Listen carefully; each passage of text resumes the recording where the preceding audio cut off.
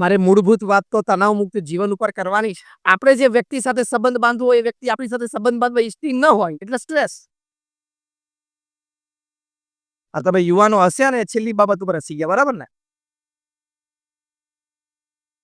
એ તમને એક સારી લીટીમાં સ્ટ્રેસ ના આવે એ સમજાવવાનું કે આપણે માનીએ કે આ વ્યક્તિ મને ગમે છે ને આ વ્યક્તિ મારા જીવનમાં આવે, પણ ગમતી વ્યક્તિ તમારા માટે જ બની છે એવું તમારે માની નહીં લેવાનું. એ માની લો છો ને એટલે સ્ટ્રેસ આવે છે. તણાવ મુક્ત જીવનની વાત છે ને.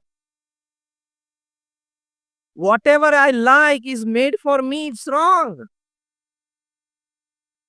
તને ગમે છે એટલે તારા પ્રારબ્ધમાં છે એવું નથી હોતું હતું.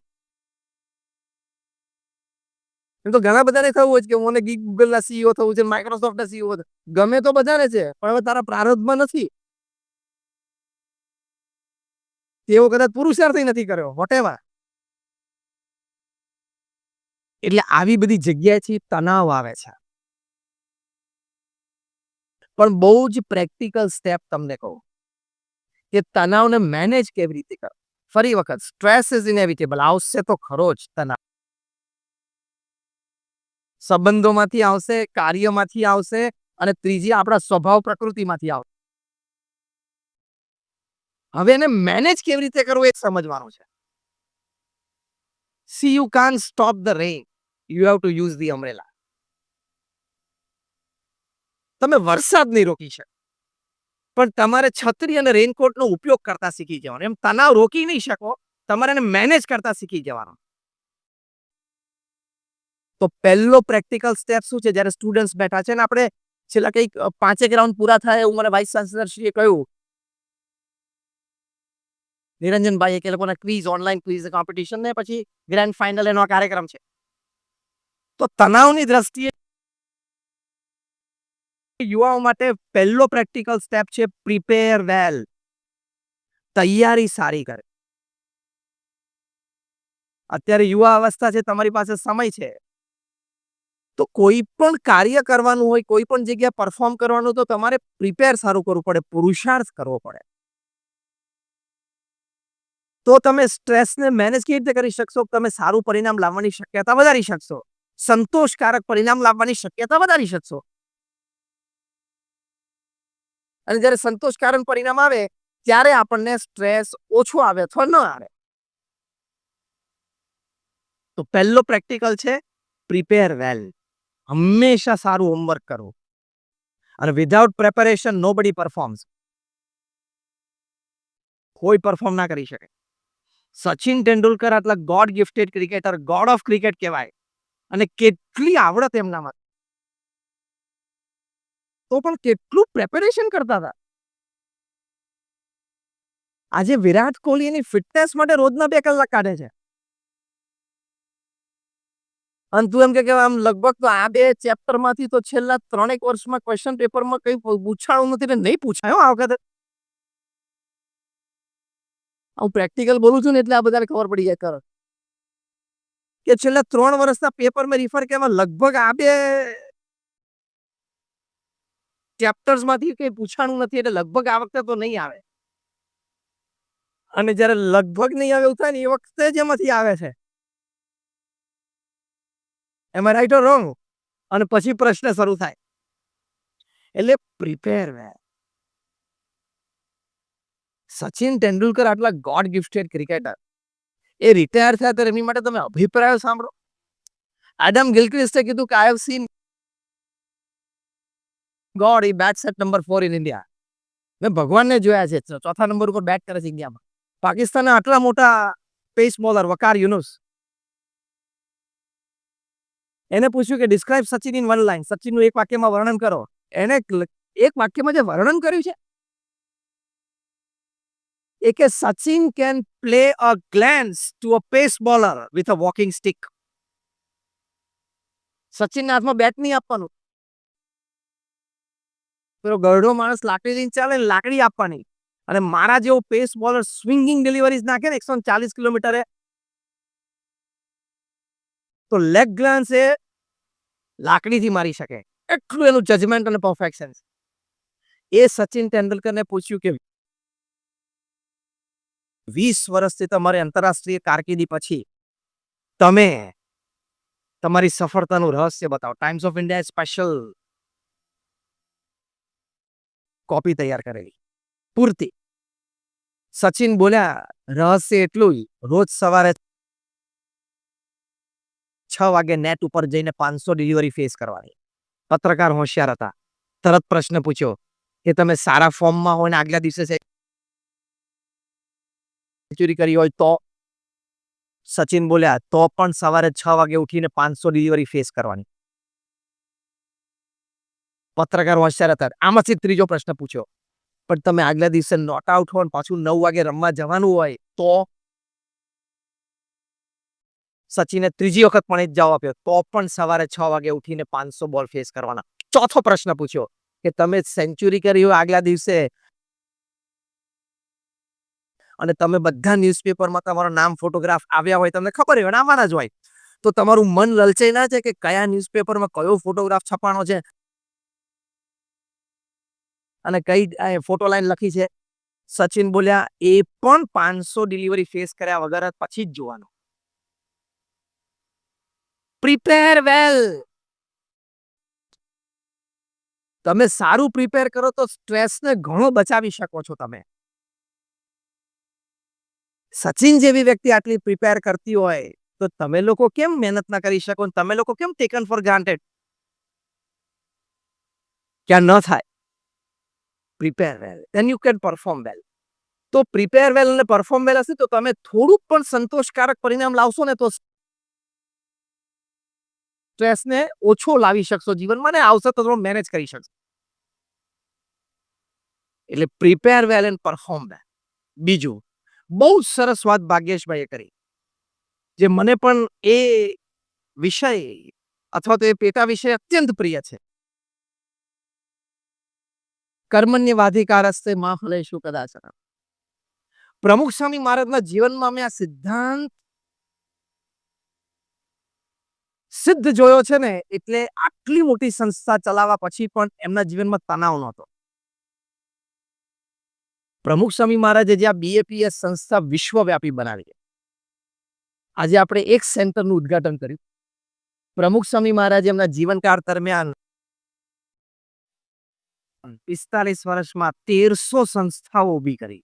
1300. તમે કોઈ વિદ્યાનગર કે આણંદના કે અહીંયા ચરોતરના મોટા બિલ્ડર હોય એને પ્રશ્ન તો પૂછજો, કોઈ મોટો બિલ્ડર મળે તો, કે તે 1300 જમીન ઉપર આમ પગ મૂક્યો છે? પગ. પ્રમુખ સ્વામી મહારાજે 1300 જમીન ઉપર 1300 પ્રોજેક્ટ કર્યા. અને એ પાસે નોન રેસિડેન્શિયલ, નોન કમર્શિયલ બાંધીને વેચવાના નહોતા. અને એ પ્રોજેક્ટ પણ hospital, hostel, school, college, community centre, સંસ્કાર કેન્દ્ર, મંદિર, હરિમંદિર, અક્ષરધામ, એટલે કે સમાજ સેવા સંસ્થા ઊભી કરી. 1300 એકમો સમાજ સેવા સંસ્થાના ઊભા કરવા એ અત્યારે 750 કરોડની વસ્તીમાં તો પૃથ્વી ઉપર કોઈ નથી, અને ભવિષ્યમાં કોઈ થશે કે કેમ એ પ્રશ્ન છે. આ બધું એમને એમ થયું હશે? પ્રમુખ સ્વામીને પ્રશ્નો નહીં આવ્યા હોય? લીગલી પ્રશ્નો પ્રમુખ સ્વામીએ ફેસ કરેલા છે. જ્યાં પ્રોજેક્ટ કરવાનો ત્યાં આસપાસના લોકો તરફથી કોઈ અણસમજણના લીધે વિરોધ પણ પ્રમુખ સ્વામીએ ફેસ કરેલો છે. આ બધા જ પ્રશ્નો એમને ફેસ કરેલા છે. પણ એમને એક વાત સિદ્ધ હતી. અહીંયા વલ્લભ વિદ્યાનગરમાં એલિકોન એન્જિનિયરિંગ કંપની છે, એના જનરલ મેનેજર હતા નટુભાઈ પટેલ. એ જે કાયમ પ્રમુખ સ્વામી મહારાજ પાસે દર્શને આવતા. નટુભાઈ પટેલે આવીને પ્રમુખ સ્વામી મહારાજને બહુ જ સરસ પ્રશ્ન પૂછ્યો. તણાવ મુક્ત જીવનની આપણે વાત કરીએ છીએ. આ સમજણ જે શ્રીમદ ભગવદ્ ગીતાની ભાગ્યેશભાઈ વાત કરીને કેટલી અદ્ભુત અને દિવ્ય છે. આ પ્રમુખ સ્વામી મહારાજને નટુભાઈ પટેલે પૂછ્યું, સ્વામી, હું એલિકોન એન્જિનિયરિંગ કંપનીનો જનરલ મેનેજર છું, માલિક તો છું નહીં, એક કર્મચારી છું. આખા દિવસના કામ દરમિયાન ઘણા બધા તણાવ આવે છે. ભાગ્યેશભાઈ વાત કરીને ઘણા સ્ટ્રેસ આવી જાય, અને તમે બોલ્યા ને કે બ્લડ પ્રેશર વધી ઘણી શરીરમાં ફીલ થવા માંડે. થાય. એટલે કે એટલો બધો તણાવ આવે છે, સાંજે 6 વાગે એકવાર ઓફિસ છોડું એટલે હું તો કર્મચારી છું, એટલું ટેન્શન લઈને મારે ઘરે જવાનું હોય નહીં. તો પણ રાત્રે ઊંઘ નથી આવતી ઘણીવાર. આ બહુ એમને ખુલ્લા દિલથી એક વાર્તાલાપ કર્યો પ્રમુખ સ્વામી મહારાજ સાથે. મન મૂકીને એક વાર્તાલાપ કર્યો. પછી એમણે પ્રમુખ સ્વામી મહારાજને પૂછ્યું કે મેં તમને તમામ દિનચર્યામાં જોયા છે. સવારે મેં તમને પ્રાતઃ પૂજા કરતા જોયા છે. મેં તમને પ્રાતઃ ભ્રમણમાં જોયા છે. તમે વહીવટી મીટિંગમાં બેઠા હો, મોટો નકશો પાથરીને બેઠા હો, ચર્ચા કરતા હો, એ રીતે પણ મેં તમારો ચહેરો જોયો છે. ટેલિફોન ઉપર કોઈની સાથે વાર્તાલાપ કરતા પણ જોયા છે. કોઈના પ્રશ્નનું સમાધાન કરતા પણ મેં તમને જોયા છે. કોઈને વ્યસનમુક્ત કરતા પણ મેં તમને જોયા છે. મેં તમને કોઈ પણ મનુષ્યના જીવનમાં જે દિનચર્યા દરમિયાન જે પ્રવૃત્તિઓ હોય, એ તમામ પ્રવૃત્તિઓમાં મેં તમને જોયા છે. આટલું કહીને નટુભાઈએ પ્રમુખ સ્વામી મહારાજને પ્રશ્ન પૂછ્યો, પણ ક્યારેય મેં તમારા ચહેરા ઉપર તણાવ નથી જોયો, થાક નથી જોયો, કંટાળો નથી જોયો, દુઃખ નથી જોયું. એનું કારણ શું? એવું તમારી પાસે આજે શીખવાને સમજવા આવે છે. ત્યારે પ્રમુખ સ્વામી મહારાજે આ વાત કરી કે શ્રીમદ ભગવદ્ ગીતામાં ભગવાન કૃષ્ણએ વાત કરી છે કે કર્મણ્યવાધિકારસ્તે મા ફલેષુ કદાચન. એટલે કર્મ કરવો આપણો અધિકાર છે. અધિકાર એટલે બહુ સરસ વાત કરી, હા, રાઈટ નહીં, પ્રિવિલેજ. અત્યારે આપણે રાઇટ્સ તરફ વધારે જઈએ છીએ. આપણને પ્રિવિલેજ શબ્દનો અર્થ જ ખબર નથી.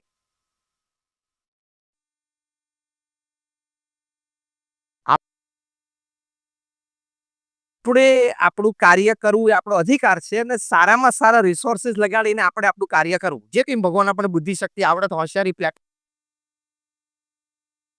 બેકગ્રાઉન્ડ જે આપ્યું છે લગાડીને આપણે આપણું કામ કરવું. પણ ફળ ભગવાનની ઈચ્છા ઉપર છોડી દીધું. એમ કહીને પ્રમુખ સ્વામી મહારાજ પોતે બોલ્યા કે અમે રોજ સવારે ઉઠીએ, આ પ્રમુખ સ્વામી મહારાજનો શબ્દ કોટ કરું છું, સવારે અમે ઉઠીએ એટલે અમારે ભગવાન સ્વામિનારાયણ, અમારા ગુરુ યોગીજી મહારાજને પ્રાર્થના કરીએ કે આજે મારે શું કામ કરવાનું છે. પછી આખો દિવસ એક કામ ભગવાને અમને જે બુદ્ધિ શક્તિ આપી છે એ દ્વારા અમે કરવાનો પ્રયત્ન કરીએ, અને સાંજે અમારા ગુરુહરિ અને અમારા ઈષ્ટદેવના ચરણે અમે આપી દઈએ કે તમે મને જેટલી પ્રેરણા કરી એ પ્રમાણે મેં કામ કરવાનો પ્રયત્ન કર્યો છે. હવે તમારે જે ફળ નક્કી કરવું હોય એ કરજો, મને માન્ય છે. ભાગેશભાઈ કીધું કે સાંજ પડે પછી આપી દેવા. એ તણાવ મુક્ત રહેવાની એક બહુ જ મોટી કળા છે. એટલે પ્રમુખ સ્વામીના ચહેરા ઉપર થાક નહીં. તમે જો,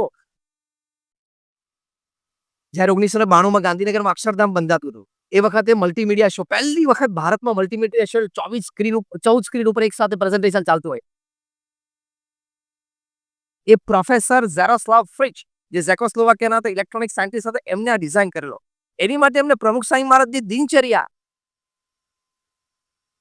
આખા દિવસની કેપ્ચર કરેલી નેચરલી.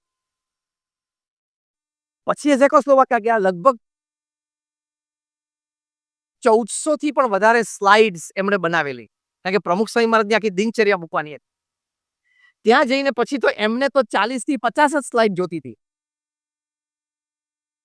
એટલે એ એમના લેબોરેટરીમાં ઘરે બેઠા, એક લેબોરેટરી ઘરમાં તૈયાર કરી, વેરી કેન વર્ક, અને આમ સ્લાઇડ જોવે જેમની ક્રિયા પ્રમાણે, અને જેમ લાગે કે આમાં સહેજ તણાવ, સ્ટ્રેસ, સહેજ આમ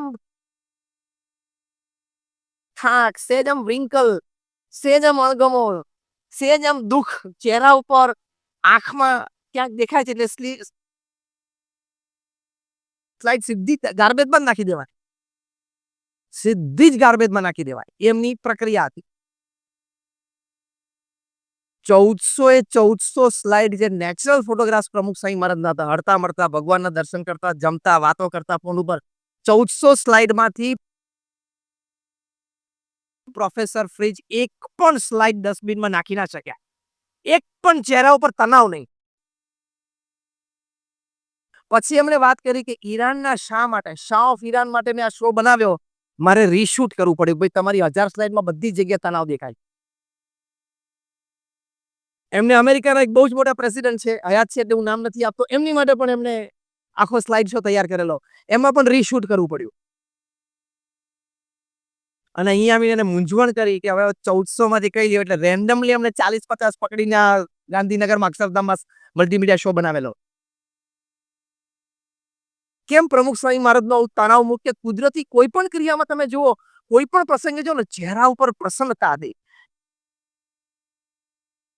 કારણ કે આ વિચારધારા સ્પષ્ટ હતી. કઈ? મેં તમને બે વાત કરીએ. એક તો તમારા કાર્ય માટે પ્રિપેર વેલ એન્ડ પરફોર્મ વેલ. પહેલું એ સિદ્ધાંત. ખૂબ સારી તૈયારી કરીને પરીક્ષા આપવાની, ખૂબ સારી તૈયારી કરીને પરફોર્મન્સ આપવાનો. અને બીજું, એ પરફોર્મન્સ આપ્યા પછી ભગવાનને પ્રાર્થના કરી લેવાની. એટલે ત્રીજો પી છે પ્રે વેલ. કે જે પણ પરિણામ આપો એ મને માન્ય છે. એટલે કોઈ સ્ટ્રેસ જ નહીં, ટેન્શન નહીં. આમે ભગવાને ક્યાં આપણી સાથે એમઓયુ કર્યું નથી. બેટા તું પૃથ્વી પર જાન જે કે કરે એમાં બધામાં તારું ઓકે ઓકે જ આવશે. ભગવાને એવું એમઓયુ કર્યું છે આપણી સાથે, મેમોરેન્ડમ ઓફ અન્ડરસ્ટેન્ડિંગ છે. એક છેલ્લી વાત કહીને પૂરું કરું. ત્યાં 1996માં ત્યાં અમેરિકામાં તે વખતે તો મોબાઈલ ફોન ભાગ્યે જ હતા. અમે લોકો ફેમિલી શિબિર્સ માટે પ્રમુખ સાંઈ મહારાજ સાથે ગયેલા. ત્યાં છે ને તમે લેન્ડલાઇન ઉપર કોઈને કોલ કરો, સામેવાળાનો એંગેજ હોય, તો એંગેજ ટોનમાં એ ટેલિફોન કંપની એક સરસ ઓડિયો વગાડતી.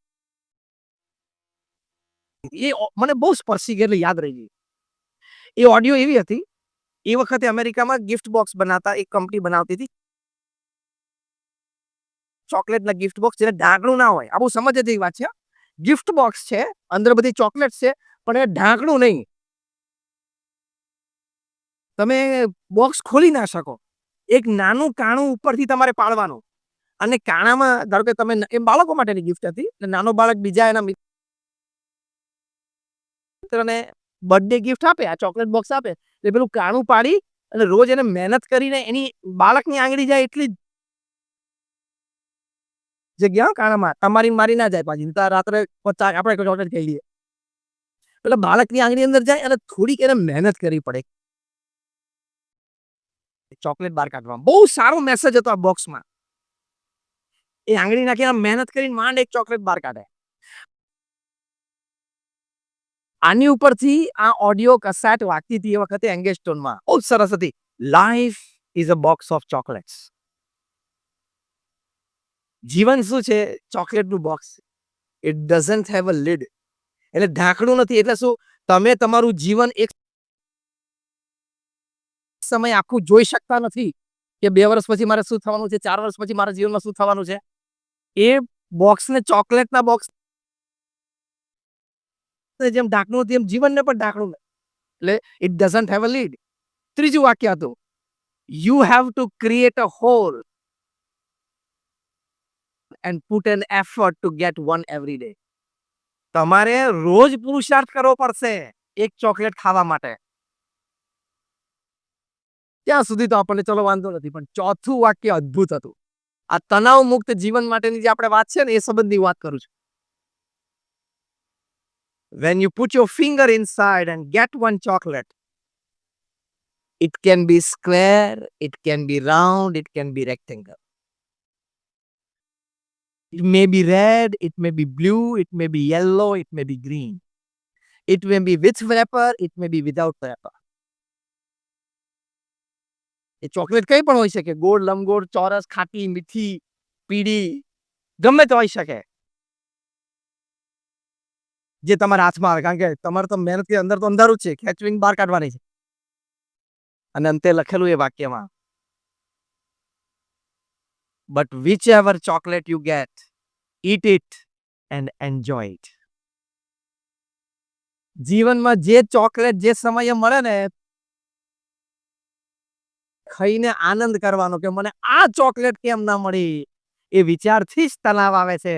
જે સમયે જે ચોકલેટ મળી એ મળીને ખાઈને આપણે આનંદ કરી લેવાનો. એટલે life is like a box of chocolates. યા તણાવ મુક્ત જીવન માટે આ ઉપદેશ ખૂબ જરૂરી છે. અને આ પણ શ્રીમદ ભગવદ ગીતાના બેઝ ઉપરનો જ વિચાર છે. Acceptance in life. અને તમે બધા વિદ્યાર્થીઓ યુવાનો બેઠા છો, તમે બધી હમણાં 5 રાઉન્ડ ક્વિઝના જે ગ્રાન્ડ ફાઇનલ હતું, તમે ક્વિઝના ઘણા રાઉન્ડ ક્લિયર કર્યા, કોક ફેલ થયા હશે, કોક પાસ થયા હશે, કોઈ મીડિયોકર રહ્યા હશે. તમે 90% લાવો અને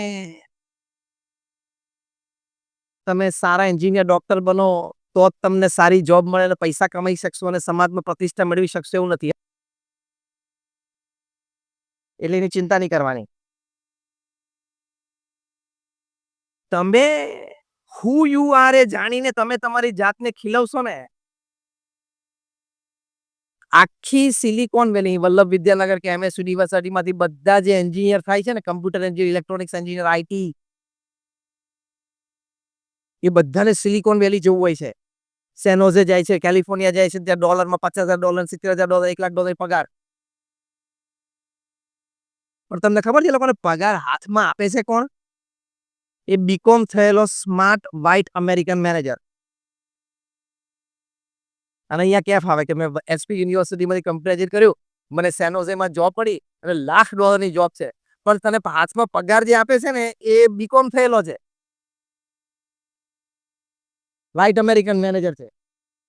એ તને $1,00,000 આપીને તારી બુદ્ધિમાંથી $10,00,000 કાઢી લે, ખબર? એટલે ખાલી IQ ઉપર જવાની કોઈ ચિંતા નથી. હા, બેસ્ટ પરફોર્મ કરું, પ્રિપેર વેલ કરું, પણ કદાચ પર્સન્ટેજ ઓછા આવે ને તો એની બહુ ચિંતા નહીં કરવાની. ગભરાઈ નહીં જવાનું, મૂંઝાઈ નહીં જવાનું. ઘણી બધી બીજી ક્ષેત્રો છે ને ઘણા બધા ડિરેક્શન્સ છે. હવે એક હસતા હસતા વાત કરું છું, tech it as a joke. એટલે હું પહેલા બોલી જાઉં, tech it as a joke, હસતા હસતા વાત કરું છું. જેને 90% આવે ને એ એન્જિનિયરિંગ અને મેડિસિનમાં જાય અને ડોક્ટર ને એન્જિનિયર બને. જેને 15% હજી ઓછા આવે ને 75% એ કોમર્સ લાઈનમાં જાય, કંપની ખોલે અને આ બે જણાને પગારે રાખે, જે અમેરિકામાં સિલિકોન વેલીમાં થાય છે. જેને હજી 15% ઓછા આવે ને 60% આવે ને પબ્લિક લાઈફમાં જાય અને બે જણા માટે કાયદા બનાવે. Again I M telling it જો. અને હજી 15% ઓછા આવે ને 45% એ અંડરવર્લ્ડમાં જાય ને ત્રણેયને કંટ્રોલ કરે પાછું. I am just joking. Take it as a joke. અમે એટલા માટે વાત કરી કે કદાચ પર્સન્ટેજ સારામાં સારા લાવવાનો પ્રયત્ન કરવાનો, પણ ઓછા આવે તો ગભરાઈ ન જતા, મૂંઝાઈ ન જતા. બેંગ્લોરમાં તો અમે તો ઘણી વખત જઈએ છીએ, ત્યાં કેટલાય સ્ટાર્ટઅપ્સ તમારી જ ઉંમરના છોકરાઓને મળીએ છીએ. ઘણા ડ્રોપ આઉટો છે. બિલ ગેટ્સ પોતે ડ્રોપ આઉટ જ છે. માઇક્રોસોફ્ટના ચેરમેન એમેરિટસ, દુનિયાનો સૌથી ધનાઢ્ય વ્યક્તિ, એ ડ્રોપ આઉટ જ છે. ટેસ્લાનો માલિક કોણ છે? Allan Musk. એ પણ ડ્રોપ આઉટ છે. કોલેજમાં મેં PhD ચાલુ કર્યું, એક દિવસ PhD ના ક્લાસમાં કે આ આપણા કામનું નથી. એટલે કોઈ કરતા જ પાછા કાલથી વિડ્રો ના થતા કે આપણે એલન મસ્ક થવું છે, પછી એમ ના થવાય. પણ હું તમને એક ઓવરઓલ વિચાર આપું છું કે તમે કદાચ એક ક્ષેત્ર જે સિલેક્ટ કર્યું છે એમાં એક્સેલ ન થઈ શક્યા તો ગભરાઈ ન જતા, મૂંઝાઈ ન જતા. રોજ અથવા દર બીજા દિવસે સમાચાર આવે છે કે વિદ્યાર્થી આપઘાત કરે છે. વાય? For what reason? ભગવાનમાં વિશ્વાસ નથી એટલે God closes one door, he opens two for you. He is your mother and father. ભગવાન આપણા માતા પિતા છે. કદાચ એક દરવાજો બંધ કર્યો અને એ પણ એમને હાથે કરીને કર્યો છે, એ દરવાજાની બહાર તારો દુશ્મન 20 અંદર ને પાછો 21મો બારે ઉભો હોય, કઈ નક્કી નહીં. એ ઉભો છે એટલે તારી માટે દરવાજો બંધ કર્યો, બીજી બે જગ્યા જે ભગવાને આખી દુનિયામાં, તમે ખૂણામાં જાઓ, બેઝમેન્ટમાં જાઓ, ત્યાં પણ તમારી માટે ઓક્સિજન જીવવા માટે મૂક્યો છે. એ તમને ગુંગળાવીને થોડે મારી નાખશે. ઓક્સિજનનું ડિસ્ટ્રીબ્યુશન પૃથ્વી ઉપર વિજ્ઞાન નથી કરતું, એ ખબર છે ને? નાસા, ઈસરો અને PRL અમદાવાદનું નથી કરતું, એ ખબર છે ને? અને SP યુનિવર્સિટીનું ડિપાર્ટમેન્ટ ઓફ સાયન્સ નથી કરતું, એ તો ખબર જ છે.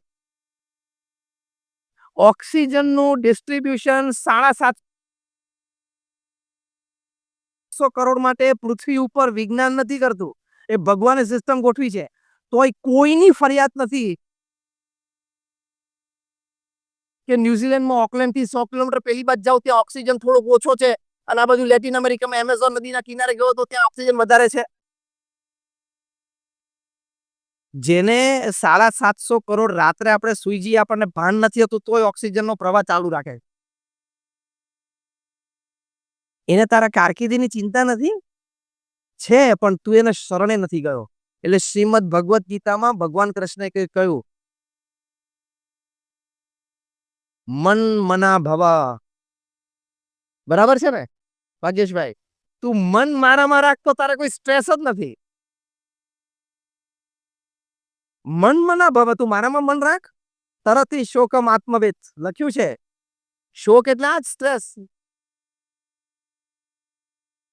એ આત્મવિદ જે માને કે હું આત્મા છું, આ બોડી નથી, તેને સ્ટ્રેસ જ નથી. આટલી રિચનેસ શ્રીમદ ભગવદ ગીતામાં આપણે દરેક ગ્રંથમાં છે. શોફેનોવર આવા મોટા જર્મન ઇન્ડોલોજીસ્ટ ઉપનિષદનો અભ્યાસ કર્યો ને ગાંડા થઈ ગયા. ઉપનિષદ માથા ઉપર મૂકીને નાચવા માંડ્યા